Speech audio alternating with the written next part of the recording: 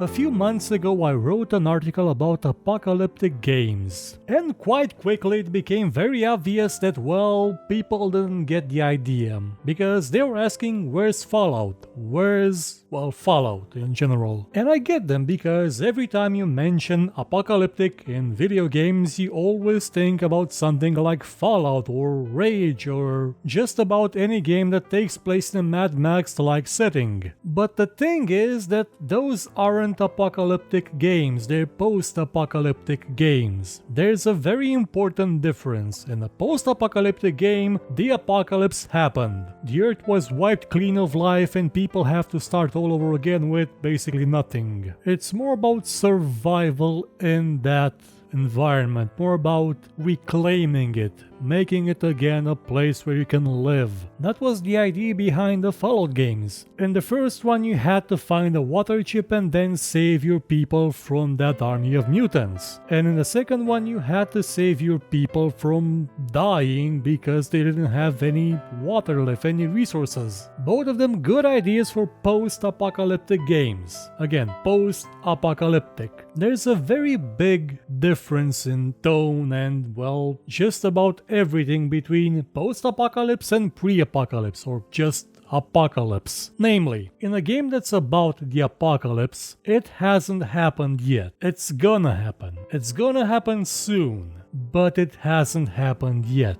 These are games that still give you a small sense of what the world was like before the end. At the beginning you see, this is how life used to be. This is what people did. This is what they built, what they dreamed, how they lived. And before you ask, no, the intro to a post-apocalyptic game doesn't count because it skips over the, well, important bit. A game about the apocalypse isn't about actually the end of the world. It happening, I mean. It's about the dread. The ever-growing dread. Terror that the end is not only near, but it's running up the steps and knocking at the door. It's that sense of dread that defines a game about the apocalypse. It defines it so well that the end times may not even happen within the game. It doesn't matter if the setup was good enough to make you feel like the world was coming to an end, then it did its job. In a way, you could compare this to horror games where if a game manages to scare the shit out of you without showing you the monster, it's still a horror game. It still has that weight to it, that tension in the atmosphere that just makes you jump up and scream the second a cat walks by. That makes you look over your shoulder in real life because you heard a noise. And there are quite a few games that have managed to do this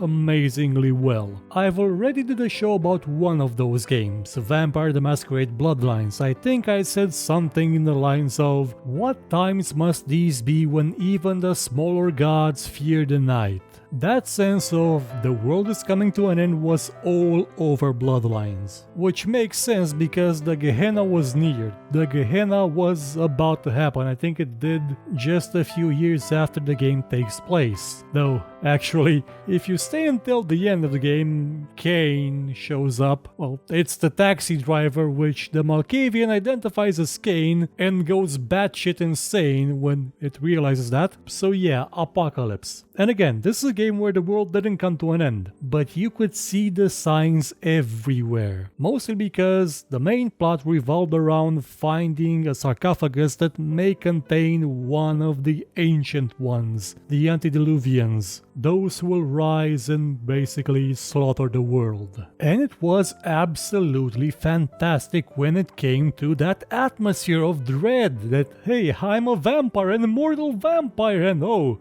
the world's coming to an end. Well, crap, why didn't you make me a vampire a couple of centuries ago? There would have been time now. There would have been time. Another game that did this sense of apocalypse very well was Starcraft 2 Wings of Liberty, namely the Protoss missions, because those were literally set at the end of the world. The battle was lost, everything was dead, and that final mission had you as the Protoss die to save well, knowledge. Knowledge for some future race civilization to dig up one day and realize what dangers exist in the cosmos. That mission alone made the entire game worthwhile, because it set up a threat that was phenomenal. An endless army that you could not beat. And guess what? Someone actually turned that idea into an entire game, namely Mass Effect 3. When you think about it, it's the same idea. It's basically the same idea as Starcraft 2 Wings of Liberty Protoss campaign, mini campaign actually. Now say what you will about the game, the ending was but it nailed, downright nailed that sense of apocalyptic dread. And it did it over the course of tens of hours of gameplay, through characters, through missions, but most of all through that map, the galaxy map. Every time you went out, you would see another Reaper ship occupy another solar system, and another, and another, and another, until at the end, there was no place you could go. They were everywhere. Civilization had ended. Sentient life was doomed. There was no hope. There was no victory. There was only doom. And my god, was it an amazing sight, an amazing feeling. Evidence that that game, had it ended right there, could have been superb. It still could have been if they cut out most of the other bits and just left the ending where everyone blows up and all that's left is Liara's message to another civilization, like Starcraft 2 Wings of Liberty Protoss mini-campaign. Had they done that, it would have been perfect. Sadly, they did not do that. They did something else involving Star Childs, and apparently the Reapers were there to hug us because we kept making AIs which were kind of developed because they set up those relays and the Citadel that sparked technology forward, and they really had written themselves into a corner, and they even made a DLC to say no, everything is how it should be. Yes, the Reapers really had good motivations for doing what they did, that in no way overrides what we said in the first game. Nope, nothing whatsoever. And the thing is, you don't actually need to have, again, the end of the world or some giant threat that makes you think that the world's about to come to an end to actually have that sense of an apocalypse. You could even have something akin to a more personal apocalypse like the Max Payne game had, the first one. There was just something about that game, well, I know what it was. It was the amount of Nordic influence from the Ragnarok myth that was just ingrained in that game.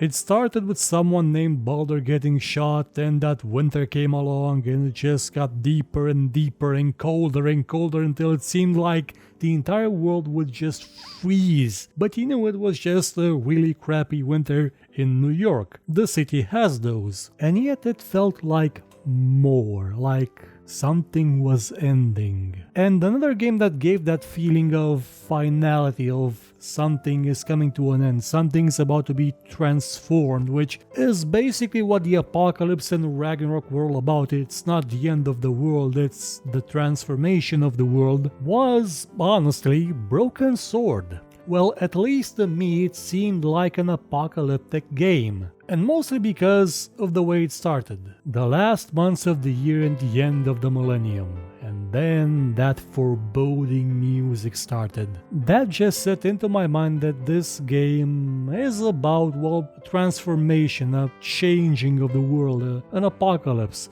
Mostly because, well, I played it at the end of the millennium, so there was that thing back then, well, the millennium's coming to an end, things are expected to happen, 9/11 happened, and well, you kind of get the sense that certain games ingrain in you a feeling that's maybe more than the game actually set out to do. And Broken Sword did it quite well to me. So if you haven't played Broken Sword, I really encourage you to do it. It's a fantastic game. But I'm curious to know what other apocalyptic games you know. So in the comments, write your own suggestions of what could be an apocalyptic game. Remember, it's before the apocalypse. It can end with the apocalypse, but it must have that feeling that the world is coming to an end. And no, The Last of Us doesn't count because most of it is set in a post-apocalyptic scenario. I look forward to your comments.